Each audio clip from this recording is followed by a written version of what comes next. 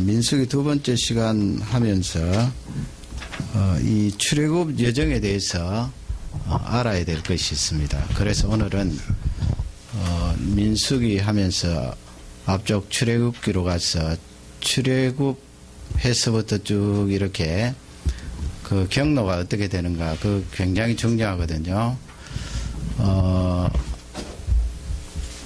이 민수기는 시내산에서 출발하지요. 시내산에서 출발해서 38년 광야에서 헤매다가 나중에 뒷부분에 가면은 모압 평지에 도달하는 그 내용이 기록되어 있는데요. 앞쪽에서 뭐 지도를 잠깐 했습니다만은 정확하게 알 필요가 있는 것이 최근에 들어와서 많은 자료들이 나왔습니다. 자료라는 것은 실제적으로 그 유적지에서 시내산이라고 할 수 있는 그 내용들이 나왔기 때문에 그 내용을 살펴보는 일이 참 중요합니다. 그렇지 않으면 나중에 혼돈이 올 수 있기 때문에 그렇습니다. 그러나 이 내용은 그 성경 말씀 자체가 역사적인 사실이 아니다, 그런 말씀 아니에요. 성경 이 창세기부터 신명기까지 나오는 말씀은 실제 역사적인 사건이고 그 홍해바다도 건넜고 또 시내산에서 하나님 강림하셨고, 그것은 성경의 기록대로 그렇게 다 맞는데 중요한 것은 과연 3,500년 전에 그 일어났던 장소가 어디인가, 그것은 이제 워낙 오래되기 때문에 사람마다 주장하는 그 내용이 다를 수가 있거든요.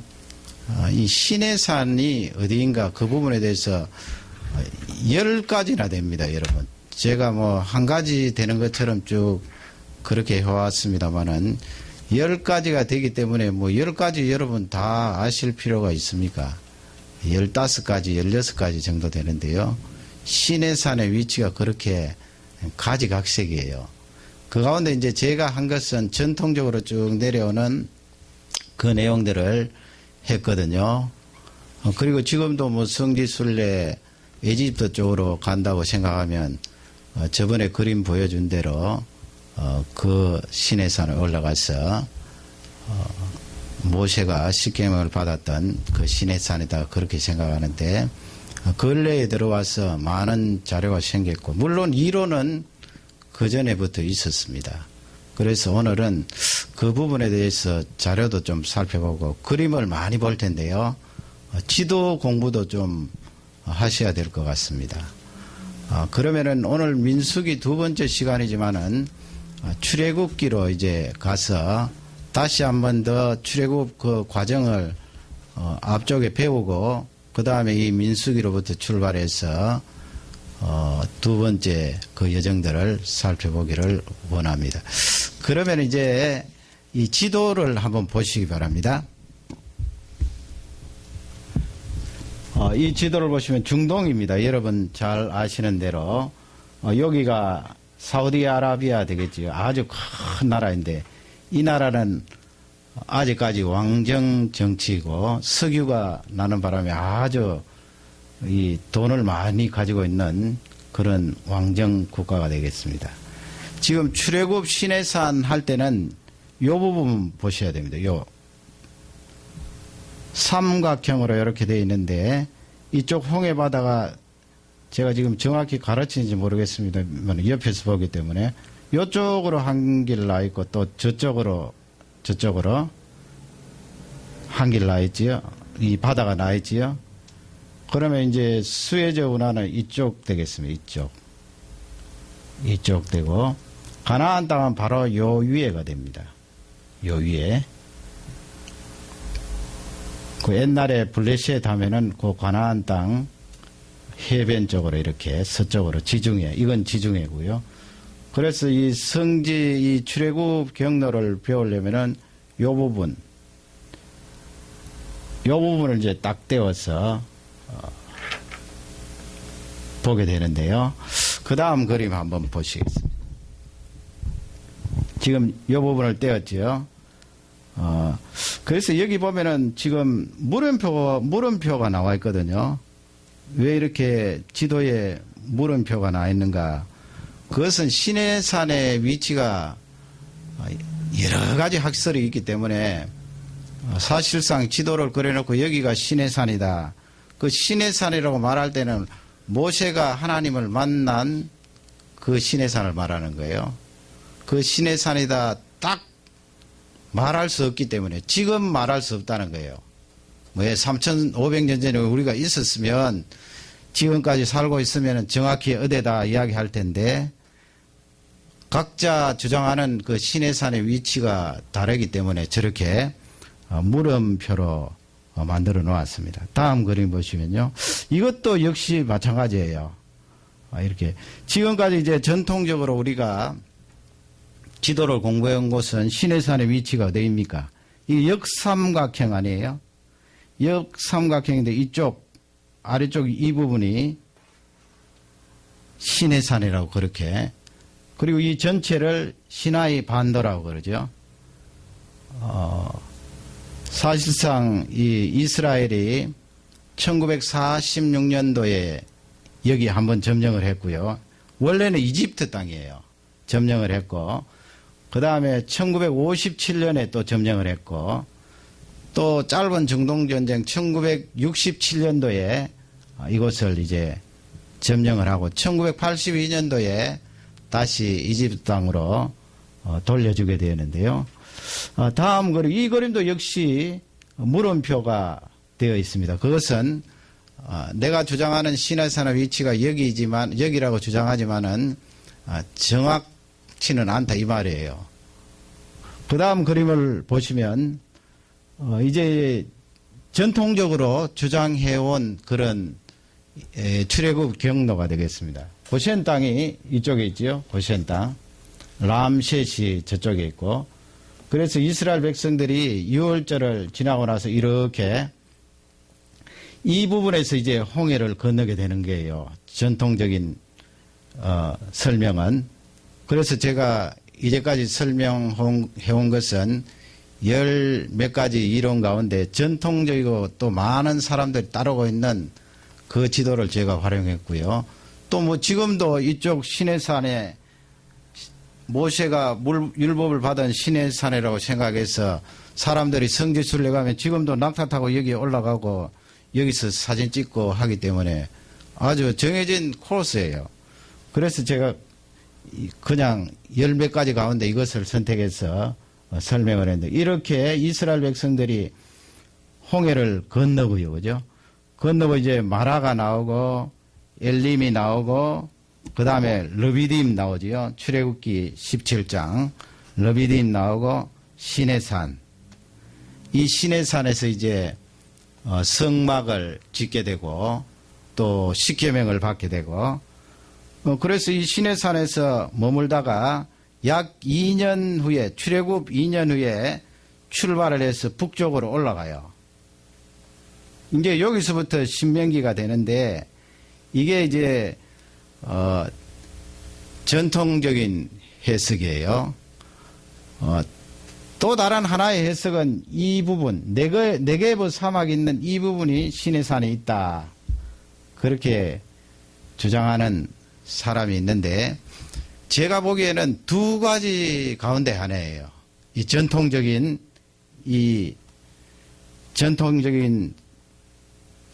이론이 주장되어 온 이 꼭지점에 있는 시내산, 요거든지 또 다른 하나가 있는데, 다음 그림을 보시면 이건 좀 더 정확하게 이제 홍해 바다를 건너고 쭉 이렇게 내려오는 그 지점들이 이름이 더 상세하게 기록이 되어 있습니다. 그러나 이 전통적인 이 주장의 치명적인 약점은 이 시나이 반도가 이집트 땅이라는 거예요. 옛날부터. 그 하나님께서 이스라엘 백성들을 이집트 땅에서 탈출시키고 해방시켜 주셨는데, 이집트 땅 영내에서 그냥 40년 지나도록 하셨을까? 물론 뭐 38년 기간은 어디서 헤매는지 우리가 정확하게 알 수는 없습니다만은, 이 시내산 율법 받는 여기까지는 완전히 이집트 땅이 아닙니까? 그 부분에 있어서 치명적인 약점이 있어요. 그 다음 그림을 보시면 요거는 이제 지난번에 말씀드린 대로 요게 지중해고 그 이집트가 옛날부터 아주 발달되고 강대국이기 때문에 길이 있어요. 이 길이 무엇인가 하면 왕의 대로라고 그래서 이렇게 쭉 와서 이 길은 전쟁할 때도 사용하고 킹스웨이라고 있잖아요. 그 마차도 다닐 수 있고 또 사람들이 뭐 물건을 운송할 때 이 길을 이제 사용해서 북쪽으로 요 사해 바다 옆쪽 동쪽으로 해서 이쭉 위쪽으로 그렇게 이제 올라가는 귀한 길인데 하나님께서 이 길을 선택하지 아니하시고 다른 길을 선택을 하셨는데 출애굽기 한번 찾아보겠습니다. 13장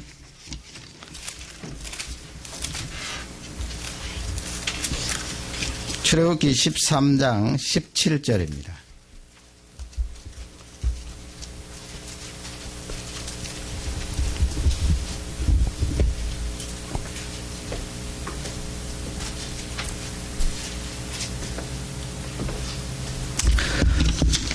우리 출애굽기 13장 17절 다 같이 한 음성으로 읽겠습니다. 바로가 백성을 보낸 후에 블레셋 사람의 땅의 길은 가까울지라도 하나님이 그들을 그 길로 인도하지 아니하셨으니 이는 하나님이 말씀하시기를 이 백성이 전쟁을 보며 뉘우쳐 애굽으로 돌아갈까 하셨습니다. 아멘. 블레셋 땅이 어디입니까? 블레셋 땅은 이 부근이에요. 이 부근. 그러니까 고센 땅에서 그냥 이렇게 홍해도 안 건너고 쭉 올라오면 가나안 땅에 며칠 안 걸려요. 그 또 이 해안가에 블레셋 땅으로 가는 이 길이 있거든요. 여기 여러분 길 보이지요? 이 길로 쭉 올라가면은 금방 가나안 땅에 들어갈 수가 있는데 하나님께서 지금 17절에 그 길을 선택하지 않은 이유는 뭐라고 그랬습니까? 전쟁이 일어나면 이스라엘 백성들이 놀라고 겁을 내어서 다시 애굽 땅으로 돌아갈까봐 해서 하나님께서 이쪽으로 내어모신 거죠. 이쪽으로 위로 올라가지 못하도록 하시고 내모셨는데 18절 말씀을 다 같이 읽겠습니다. 그러므로 하나님이 홍해의 광야길로 돌려 백성을 인도하심에 이스라엘 자손이 애굽 땅에서 항우를 지어 나올 때에 하나님께서 그 길을 돌이켜서 이쪽 광야로 가도록 그렇게 인도를 하셨다는 내용이 성경 말씀에 나와 있습니다. 그 다음에 이제 14장 7절 8절을 한번 읽도록 하겠습니다. 14장 출애굽기입니다. 출애굽기 14장 7절 8절 다 같이 읽겠습니다. 특별 병거 600승과 애굽의 모든 병거를 바라니 장관들이 다 거느렸더라. 여호와께서 애굽 왕 바로의 마음을 강팍해 하셨으므로 그가 이스라엘 자손의 뒤를 따르니 이스라엘 자손이 담대히 나갔습니다. 아멘. 아멘. 그 전차 말이죠, 그죠? 전차를 600성 또 뭐 말 탄 사람들 그렇게 해서 또 장군들에서 이스라엘 백성들을 추격을 하게 되는데요. 다음 그림 한번 보시죠. 이게 이제 아까 그 꼭지점 시내산 우리가 일반적으로 성지 순례할 때 가서 모세가 십계명 받았다는 그 장소 거기에서 이렇게 본 전경이에요. 시내산 전경이고 그 다음에 보시죠. 이건 이제 해 뜰 때 그 시내산에서 바라본 전경이고요. 그 다음에 이제 이것은 시내산 아래쪽에 있는 저번에 했습니다마는 세인트 캐스린 수도원이 되겠습니다. 수도원. 그러면 이 시내산이 가지고 있는 문제는 이 시내산이 어떻게 해서 모세가 십계명을 받은 그 시내산으로 결정되었는가? 그것은 주후 527년에 이 교황청에서 교황청 하면 이탈리아에 있는 로마 교황청을 말하지요. 초기 시기입니다만은 그때 이제 이 결정한 거예요. 지금 시나이 반도에 있는 시내산이 바로 모세가 십계명을 받았던 시내산이다. 그 전에 이 캐트린 수도원은 초기 기독교 때 박해를 많이 받았잖아요. 그 이집트에 있는 기독교인들이 저 캐터린 수도원을 짓고 거기에서 살았는데, 콘스탄티노플 로마 황제가 기독교를 국교로 공인하고 신앙의 자유를 얻으니까 이 수도원에 많은 사람들이 모였어요. 수백 명 모여서 계속해서 살게 되고, 주 527년에 로마 교황청에서 저 시나이 반도에 있는 그 산을 신의 산으로 하는 것이 좋겠다, 그렇게 결정해서 지금 1500년 이상 이렇게 쭉 내려오고 있는 거예요. 그래서 역사적으로 모세가 십계명을 받았던 그 장소로는 굉장히 미흡한 것이 많아요.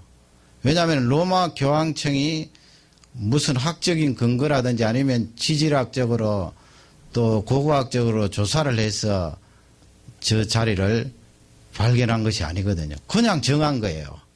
그래서 지금까지 내려오게 되는데, 유대인들이 그 아까 말씀드린 대로 3차례 그렇게 전쟁을 하면서 시나이 반도를 빼앗은 중요한 이유가 한데 하나가, 자기들 조상들이 주전 1450년경에 율법을 받을 때 그 시내산이 과연 저기인가, 전통적으로 내려오는 그 시내산을 자기들의 조상들이 머물렀던 그 장소로 받아들일 수 있는가, 그 부분에 대해서 의문을 품고, 또 받아들일 수 있다면 좋은 유물이 나올 것이다 생각하고 조사를 했는데 근거가 없어요. 근거가 없다는 말씀은 이스라엘 백성들이 3500년 전이지만은 머물렀으면 무슨 흔적이 있어야 되는데 흔적이 없다는 거예요.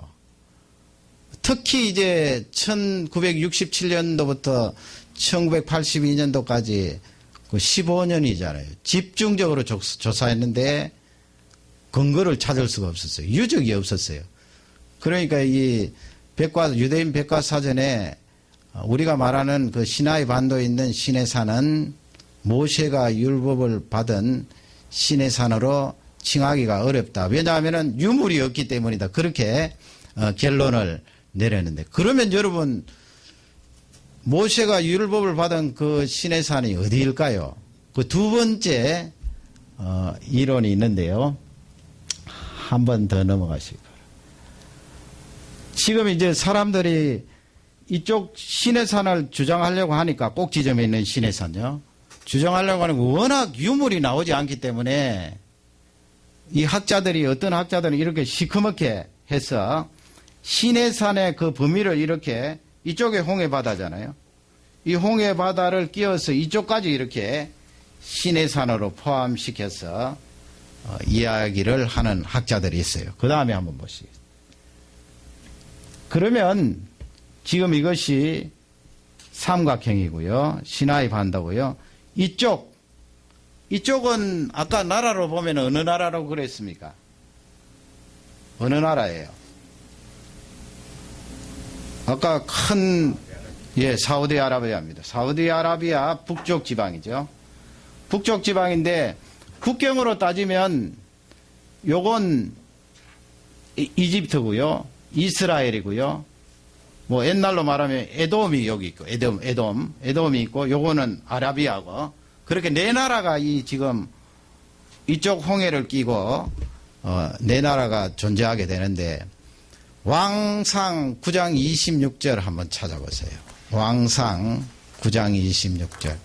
조금 딱딱합니다만은 그래도 우리가 정확하게 알고 넘어가야 되거든요. 열왕기상 9장 26절.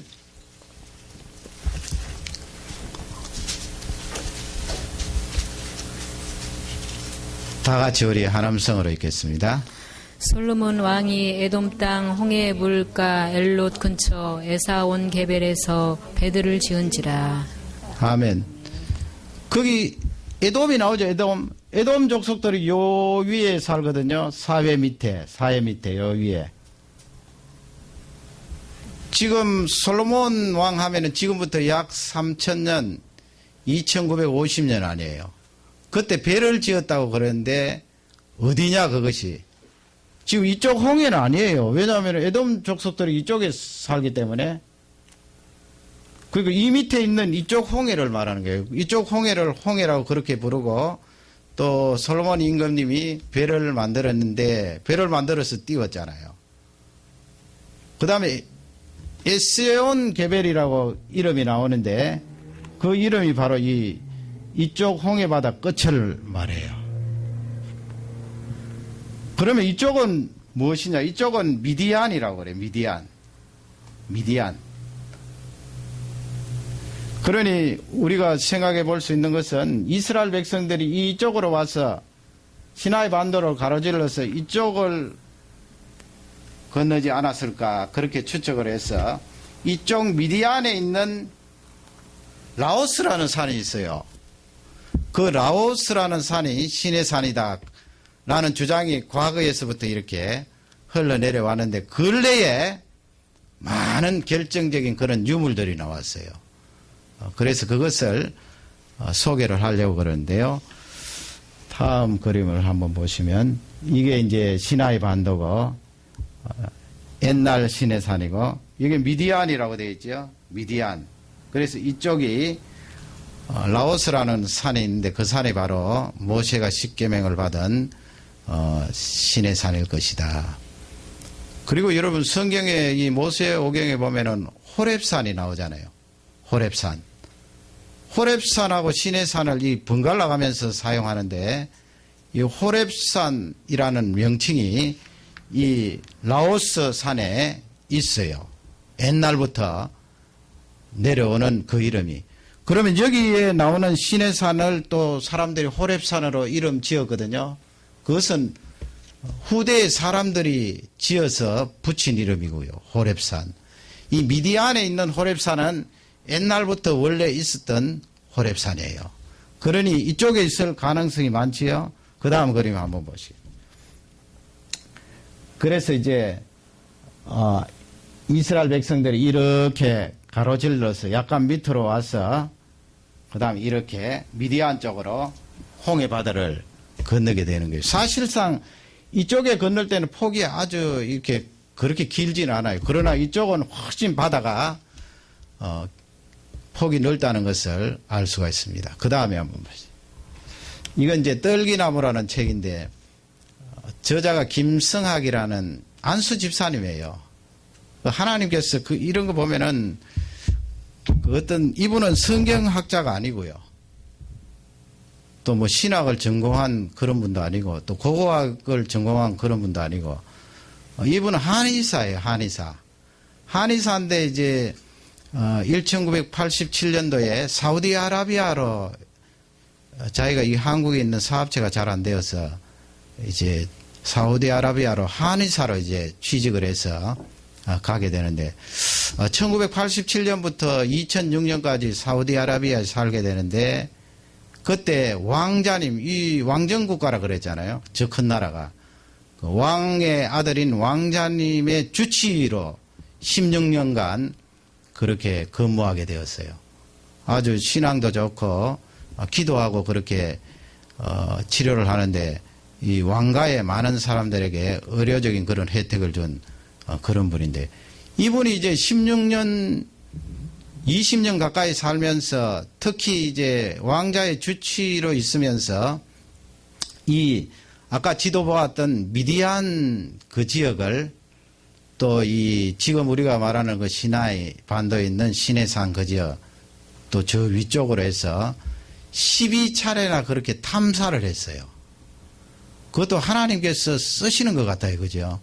어떤 고고학자나 신학자나 성경학자를 사용한 것이 아니고 한의사로 거기에 하나님 보내시고 그 왕가의 주치의로 하나님께서 집어넣으시고 그 다음에는 이 미디안 지역에 있는 이 지역을 12차례 그것도 굉장히 위험하대요. 12차례는 그렇게 왔다 갔다 하면서 많은 자료들을 수집했어요. 그래서 지금 떨기나무라는 이 책이 나왔는데 신의 산이나 출애굽에 대해서 우리가 더 이해를 하려면 저런 책을 사보는 것이 좋을 것입니다. 그리고 강연을 하면서 이제 그런 강연을 통하여 이 한국 사람이 그런 부분에 지금 다른 세계적인 학자라도 저 부분에는 들어갈 수가 없어요. 폐쇄된 사회이기 때문에 허락도 안 하고요. 그래서 들어갈 수가 없기 때문에 이 왕자의 주치의로 있으면서 그 왕자가 편지를 써준 그것을 가지고 많은 연구를 하고 자료를 이제 책으로 저술을 하고 강연도 하고 그렇게 하는데요. 그러면 제가 오늘 말씀드리는 것은 이분의 책이나 그 주장하는 내용들, 자료들을 많이 소개를 드리려고 합니다. 그 다음 그림을 한번 보시면요. 이제 아까 우리가 읽은 대로 이스라엘 백성들이 광야를 통과해서 이렇게 가는데 오도 갈 데도 없이 딱 막혀버렸잖아요. 왜냐하면은 지금 그림을 보시면 이게 비아히롯인데 말이죠. 이쪽 면에도 지금 타원형으로 되어 있는데 이쪽 면에도 절벽이고 이쪽 면에도 절벽이고 그러니까 이쪽으로 들어왔는데 여기는 이제 평지예요. 왜 어떻게 이렇게 평지가 생기게 되었는가? 이쪽은 이제 바다겠지요, 그죠? 홍해 바다. 어떻게 평지가 생기게 되었는가? 이 바닷물이 막 파도를 치면서 모래를 운반한 거예요. 모래를 막 운반하여서 이렇게 토사가 쌓여서 이렇게 평지가 되었는데 성경이 여러분 정확하잖아요. 그래서 이스라엘 백성들이 한 250만 되는데 요 길이가 한 10km, 요 폭이 한 6km. 그러니까 이스라엘 백성들이 250만이 여기에 이제 들어가서 진을 친 거예요. 좀 뭐 그렇게 크게 넓진 않습니다만 그래도 250만이 충분히 들어가서 텐트를 칠 수 있는 그런 자리예요. 이런 와중에 이제 에집트 군대가 따라 붙은 거예요. 큰일 났잖아요. 도망갈 길이 있나요? 바로 이 통로를 통해서 이집트 나라가 공격을 하는데 뭐 바닷물에 들어갈 수도 없고 아니면 여기 전부 산 절벽이라서 올라갈 수도 없고 죽게 되어서 이제 모세를 향하여서 백성들이 아우성을 치고 고함을 지르게 되는 것이 14장, 출애굽기 14장이 되겠는데요. 이렇게 하나님께서 넓은 이스라엘 백성들이 거기 진을 치고 그 다음에 홍해 바다를 체험할 수 있도록 미리 준비를 하신 거예요. 그 다음에 한번 보시죠. 이것은 이제 잘 안 보이시겠습니다만은 아까 그 백사장에서 본 홍해 바다예요. 그 다음에 보시면. 그러니까 이분들이 연구한 것을 보면은 지금 이쪽은 바다라는 것이 그렇잖아요. 처음에는 약간 완만하다가 그 다음에 확 이렇게 내려가거든요. 그 바다가 깊은 데는 얼마나 깊어요? 여기도 깊은 데는 한 2km 바다 깊이가. 여러분 바다 깊이가 만약에 절벽으로 2km 이렇게 계곡이면 하나님께서 동풍을 일으켜서 말린다고 해도 이스라엘 백성들 거기 어떻게 내려가요? 2km인데요, 깊이가. 그런데 하나님께서 모래를 미리 밀어붙이셔서 준비를 하신 거예요. 이렇게 모래뚝을 넓게 이렇게 만든 거예요. 모래뚝을. 그런데 완전히 막으신 것은 아니고요. 모래뚝을 만드는데 그 다른 부분은 2km 되지만은 이스라엘 백성들이 그 건널 그 위치는 가장 깊은 데가 약 200m. 200m는 뭐 건널 수 있잖아요. 왜냐하면 모래가 이렇게 처음에는 아주 완만하게 그렇게 완만하게 싹 되어 있다가 가장 깊은 데는 200m. 그리고 저쪽에도 모래가 그렇게 쌓여서 200m 깊이로 들어가다 그 다음에 완만하게 올라갈 수 있도록 하나님께서 이 부분을 정확하게 이스라엘 백성들에게 인도하시고 홍해 바다를 가르신 거예요. 그 다음 그림을 보시면 그래서 여기 그림이 나와 있지 않습니까? 이 홍해 바다를 건너는 그 내용인데 여기 이렇게 뚝을 만든 것처럼 이렇게 해서 모래가 이렇게 쌓이도록 하고 경사를 완만하게 하고 그 다음에 여기도 그렇게 깊지 않게 하고 싹 이렇게 건널 수 있도록 그렇게 하나님께서 하신 거예요. 그 다음에 보시죠.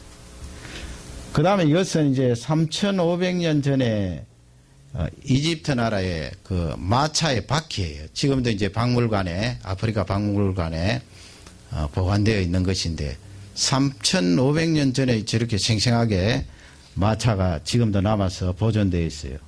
그 다음에 한번 보시면 지금부터 그리면 무엇인가 하면 이게 산호예요. 산호인데 뭐같이 보여요? 지금 저 바다에서 이제 저분하고 또 이 팀들이 탐사하는 팀들이 그 안에 들어가 봤더니 200m까지는 가지 못하고요. 얕은데 이렇게 들어가 봤더니 이런 바퀴 위에 산호가